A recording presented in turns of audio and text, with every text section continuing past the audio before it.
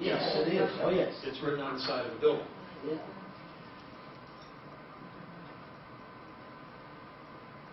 As another reflection of the differences between the East and West Coast, this is a newer building built by one of our own. Multi-million-dollar facility. This is a traditional Catholic church.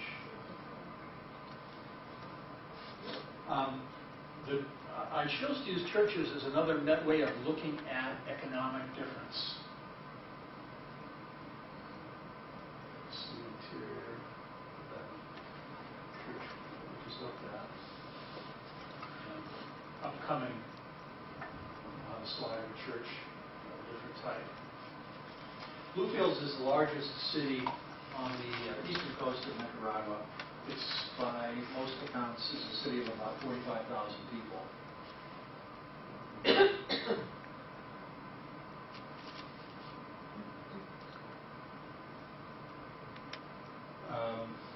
Orinoco is a Garifuna village that is about a 2.5-hour punishing boat ride up the coast from Bluefields. And aside from walking through 100 miles of jungle, it's the only way to get there.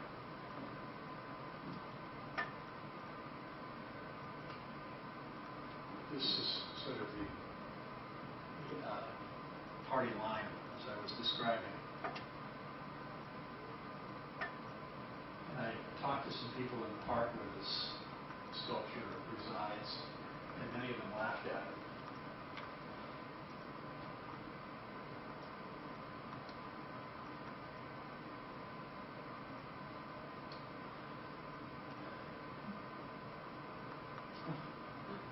A number of people asked me if I was from the CIA.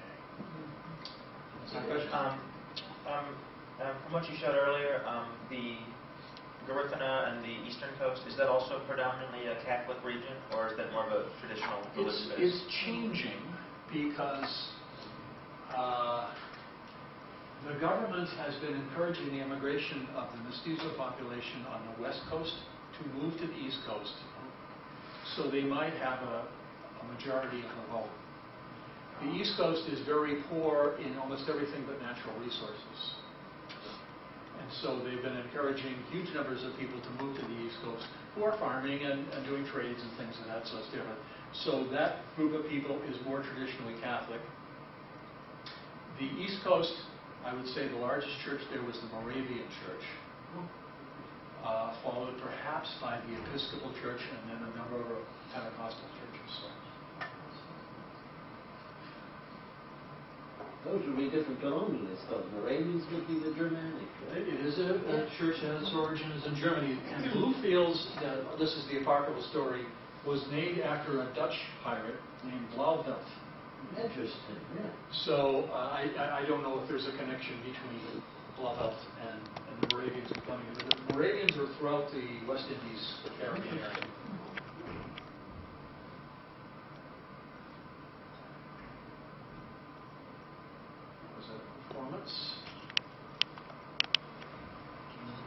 Huracan is one of the two universities that have been developed on the east coast of Nicaragua. And they were largely self-built. BICU is the other one, and they were organized around trying to provide educational systems to support the indigenous people.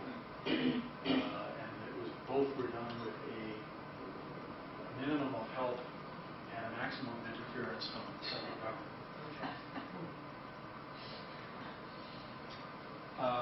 This is a place where I stayed in Orinoco, and Orinoco is largely, if not entirely, Garifuna population.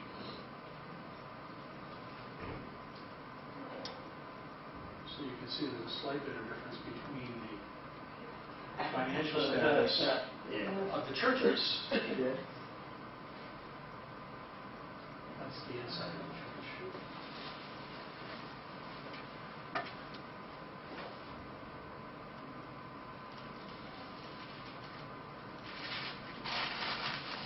This is a little bit of fun. I'm not doing pure research everywhere. I visited schools where I could. And I had learned a little Garifuna from my wife's friend Jackie. So I was able to go into this school and have a brief conversation with the children in Garifuna. And many of them are just learning their native tongue now because it was required for many years that all people learn Spanish and not just maintain their native tongue. But they're now, with the Garifuna, are a legitimate indigenous group, and they can now teach their own tongue. Yeah, this is Yeah.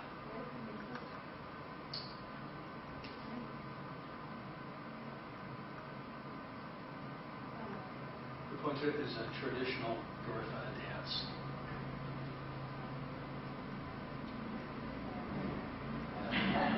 The louder the drumming, the more kids getting. So this is one guy on the left, smiling at the camera.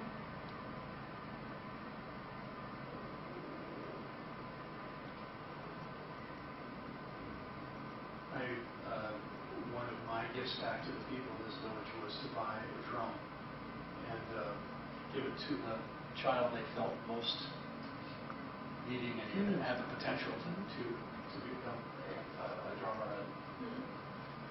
He was the one? Yes, Hector was the one. I hope you have some audio tape. I actually have one bit of the drumming.